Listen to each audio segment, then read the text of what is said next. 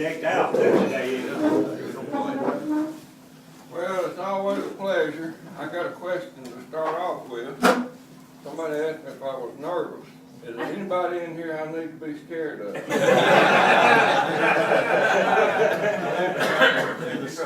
didn't think so. This morning, I tried to take a little different tack on Lee and Jackson. And I got a question I'm going to start off with on my presentation.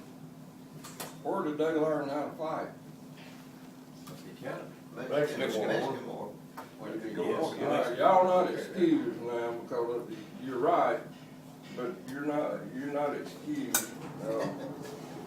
But they had to learn their tactics. They had to learn how to lead men and everything like that. But somewhere to be the great leaders they were. They got that book learning at West Point. Did Jackson go to West Point? Huh? Did Jackson go to West Point? Yeah, he did. But where they learned how to fight was in Mexico. Mexican-American War. Yep. And that's what I want to talk about mainly this morning, is where they learned how to fight, where they learned their tactics and everything. To start off with, Robert Edward Lee was born January the 19th, 1807 in Stratford Hall, Virginia. And then 17 years later, Thomas Jonathan Jackson was born actually today. This is his birthday, January the 24th. Yes. Of 1824. He was born in Clarksburg, Virginia. Lee probably had a little contact with his father, if any, after the age of 6. His father got in debt trouble and went to the West Indies and then died when Lee was 11. And Lee was more or less, Lee and 5 brothers and sisters were raised by their mother. Jackson's father died when he was 2. Jackson's father was a lawyer, but he died when Jackson was 2, and he left. His mother had 3 young children to raise. His mother died when Jackson was 11, leaving them an orphan. And so most of Jackson's raising was by an uncle, Cummins Jackson. And of course we know, Jackson had very little formal education. About all the education he got, he was self-taught. He didn't attend school much. And so, probably, if any 2 boys had an excuse not to become great, those 2 did. Because they had very little contact with their fathers. Of course, Jackson was raised as an orphan. Lee received an appointment to West Point in 1825, and he graduated 2nd in his class in 1829. Lee was trained as an engineer. His early engineering career was rather undistinguished. He really didn't make a mark in the world for about the first 17 years of his career. He made the rank of captain by 1842. Jackson got his appointment to West Point in 1842, and he started out at the bottom of his class. And of course, you're all aware of the fact that he really had to struggle, but he ended up graduating 17th out of a class of 59 at West Point. And he graduated in 1846. He was commissioned as a 1st lieutenant in the 1st U.S. Artillery Regiment when he graduated. This is the point where they had the opportunity to achieve greatness, about 1846, 1847, because that's when Texas had declared its independence from Mexico. In 1845, Texas was annexed by the United States, right, and became a part of the U.S. Well, of course, Mexico wasn't happy at all about that. and they made preparations to contest that, and they were gonna try to reclaim, part of Texas. We sent General Zachary Taylor, his nickname was Old Rough and Ready, down to the Rio Grande River with the troops. And he hadn't been down there long when the Mexicans crossed the Rio Grande and the Mexican-American War got out of the way. At the time that occurred, Captain Robert E. Lee was the post engineer, and Lieutenant Thomas J. Jackson was an artillery officer at Fort Hamilton in Brooklyn, New York. Still there. Yeah, and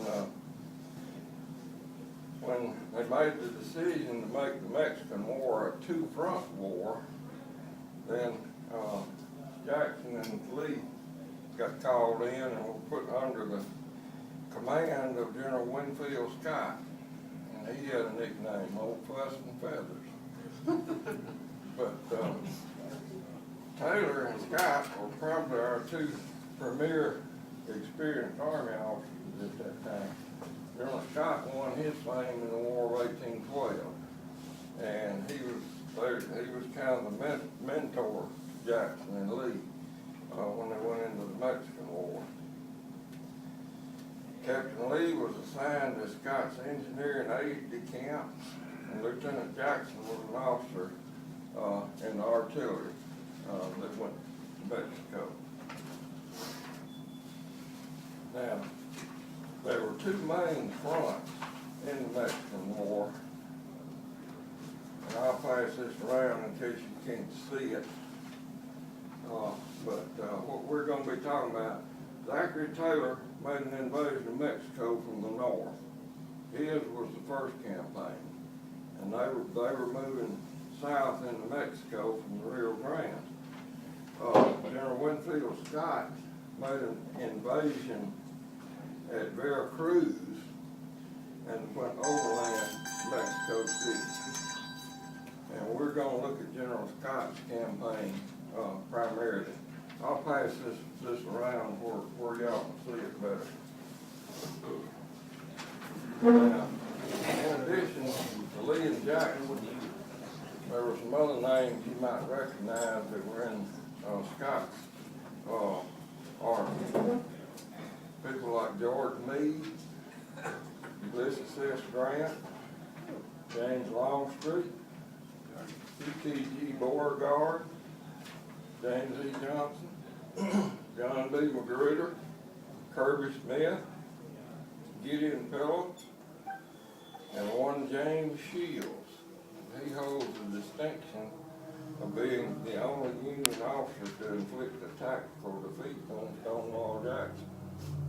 Of course, that happened later.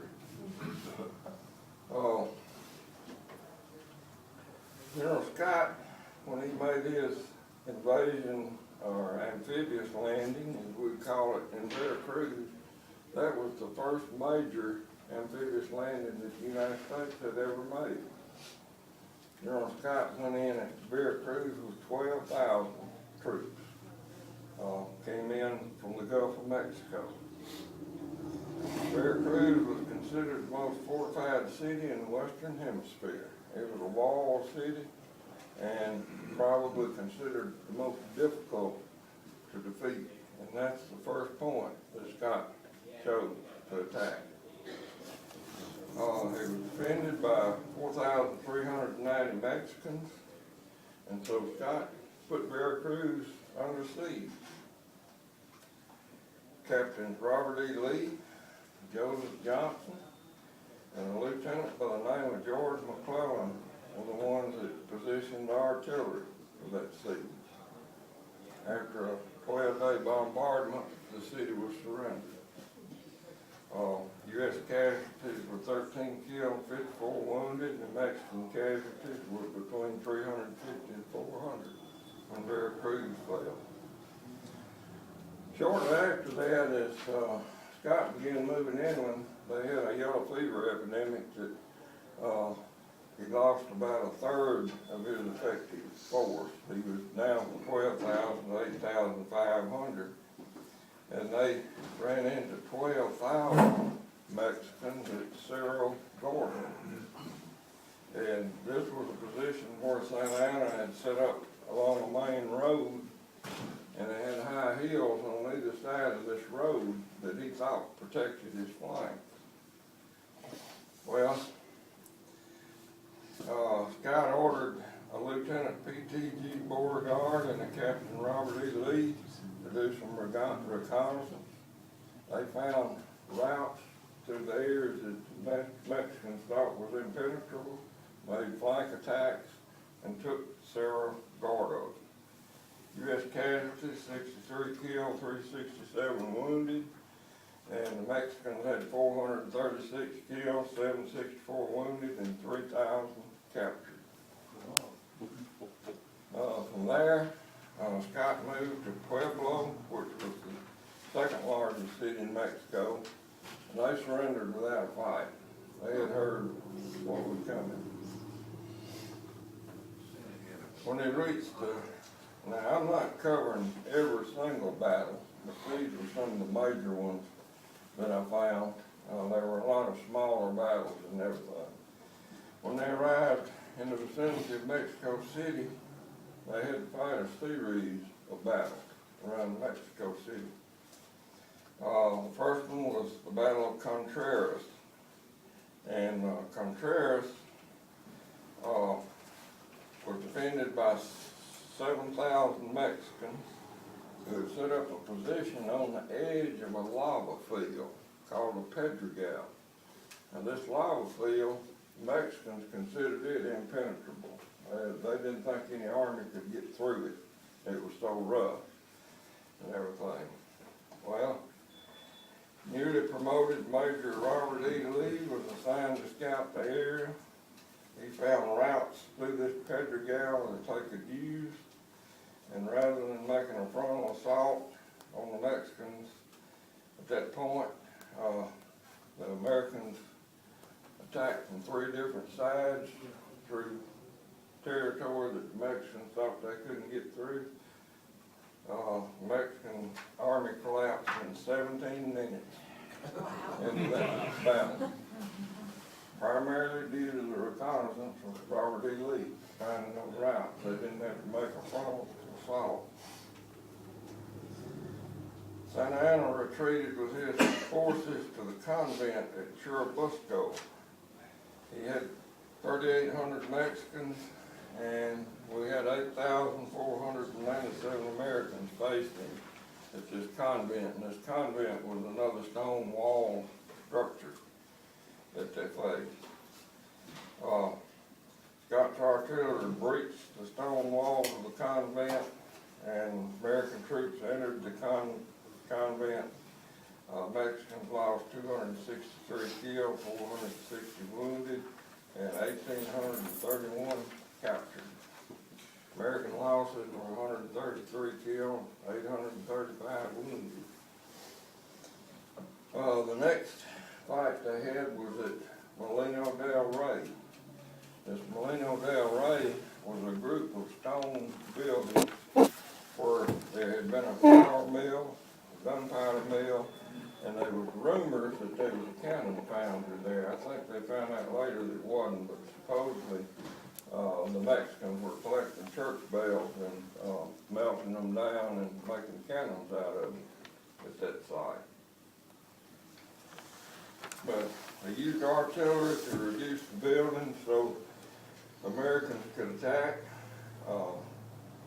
In this battle, one Ulysses S. Grant led assault on Molino del Rey. Americans took the position. This was a costly win for Americans. They lost 787 troops.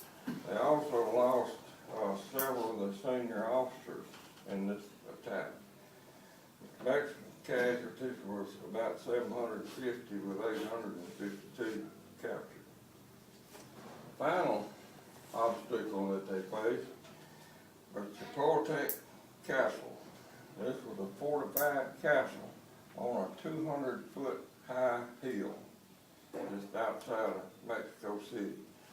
The National Military Training Academy was at that castle. That's where they trained their military cadets. It was garrisoned by 3,400 Mexicans, and as the battle progressed, they were reinforced with some more Mexicans that came in. They were attacked by 3,447 Americans, so the forces were about equal.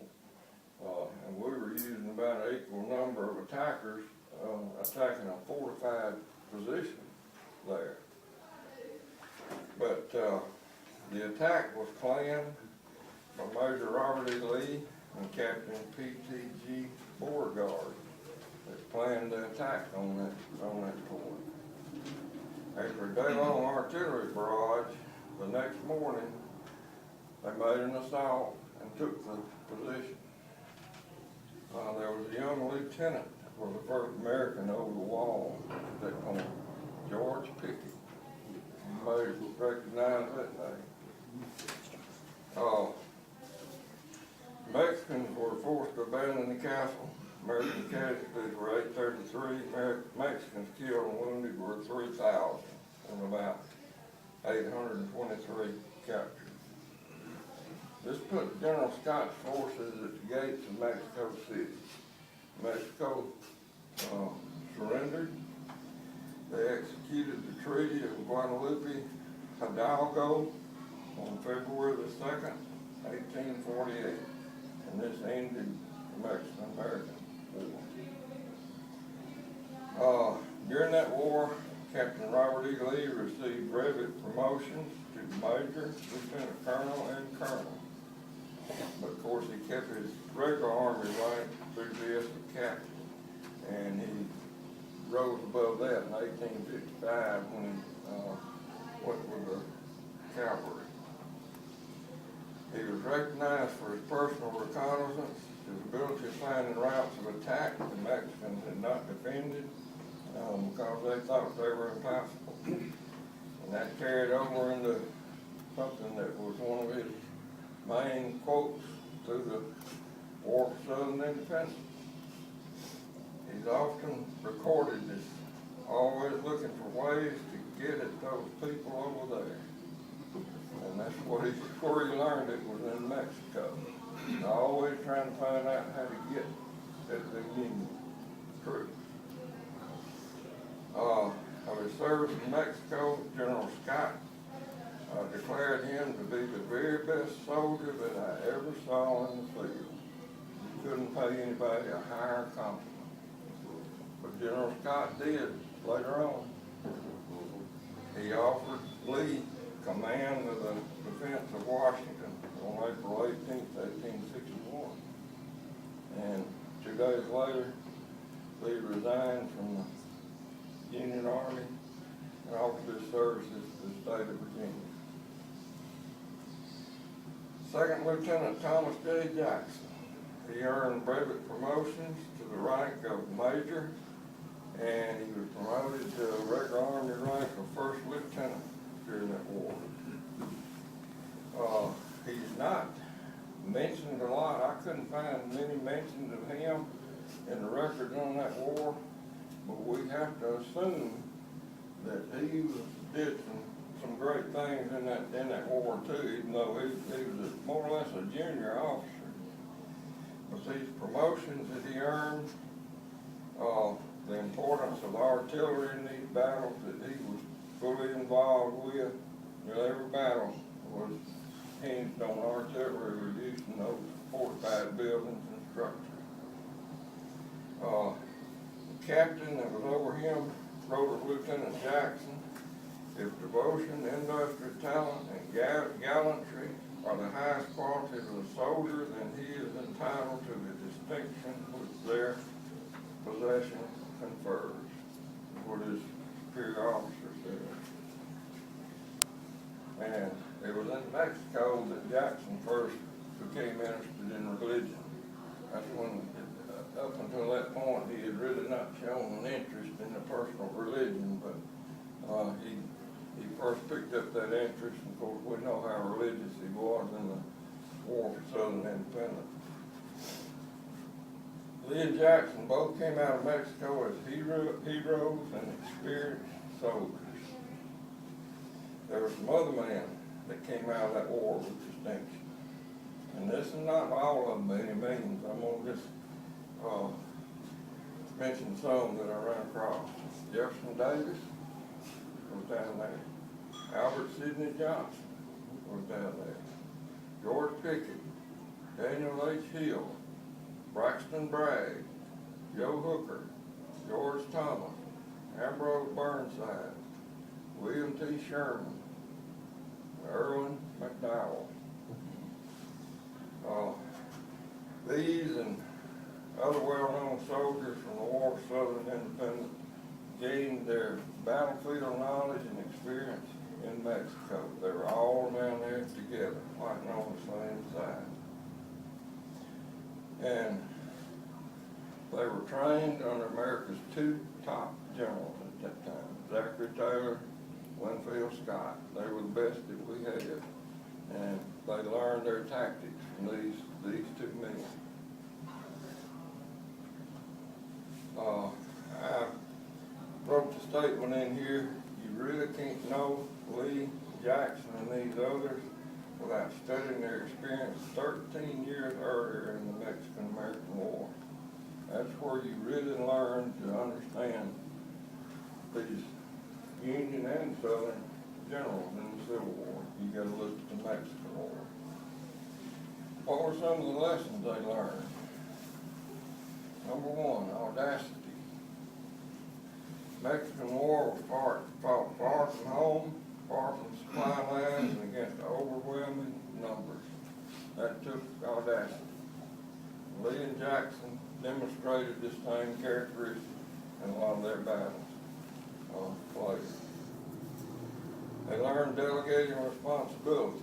That was something that was important to General Scott. He believed that the commander's job was to plan operations, brief the subordinates, and then let the subordinates do the fighting. And we see that probably more so in Lee than in Jackson. Having a trained staff.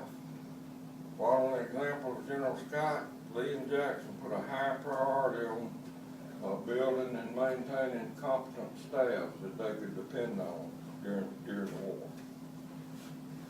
Reconnaissance. General Scott relied on reconnaissance continually as they went across Mexico in their battles. And of course, we see that with both Lee and Jackson in the War for Southern Independence. The flank attack. General Scott was a master of the flank attack. And how many times do you see Lee and Jackson using that in the Civil War? That's where they learned how to do it and do it successfully. Going contrary to conventional wisdom. General Scott abandoned his lines of supply and communication when they marched across the Veracruz to Mexico City. What did Lee do when he made his 2 forays north of Mason-Dixon? He abandoned his supplies and lines of communication for the most part. He's following Scott's tactics. And probably one of the most intriguing to me is the fact of the knowledge they accumulated about the other men that they fought with. It just, it really didn't dawn on me until I got to researching this. You know, they talk about being able to, virtually being able to read the other commander's mind. This is where they learned how to do it. They saw them in battle, they saw the tactics, they knew how they thought, and that's how they gained that ability, because they had seen these other commanders in action. So that was probably the one that caught my attention the most. So where did Lee and Jackson learn how to fight? Mexico. I want to close this presentation with a couple of quotes from Robert E. Lee. The first quote was something he wrote his cousin Annette Carter in 1868. He wrote about this grand scheme of centralization of power in the hands of one branch of the government to the ruin of all others and the annihilation of the Constitution, the liberty of the people, and of the country. He says, I grieve for posterity, for American principles and American liberty. Our boasted self-government is fast becoming the jeer and laughing stock of the world. What a picture of today. Yes, sir. Yes, sir. He described America to a T, especially under the current administration. Yes, sir. And he grieved for it. The second quote was something he wrote to Governor Stockdale of Texas. But he said, if I had foreseen the use those people designed to make of their victory, there would have been no surrender at Appomattox Courthouse. No, sir, not by me. Had I foreseen these results of subjugation, I would have preferred to die at Appomattox with my brave men, my sword in this right hand. So, I'll conclude with this point. I read this just the other night. What does this say to us as SCV members? You know, we can have a lot of projects and things like that going on, which are all good and everything, but we've got one primary purpose that we've been assigned to. It's called vindication of the cause. And we need to keep that in mind in everything we do. Is vindication of the cause that these great men fought for. I've enjoyed it. Thank you for your attention.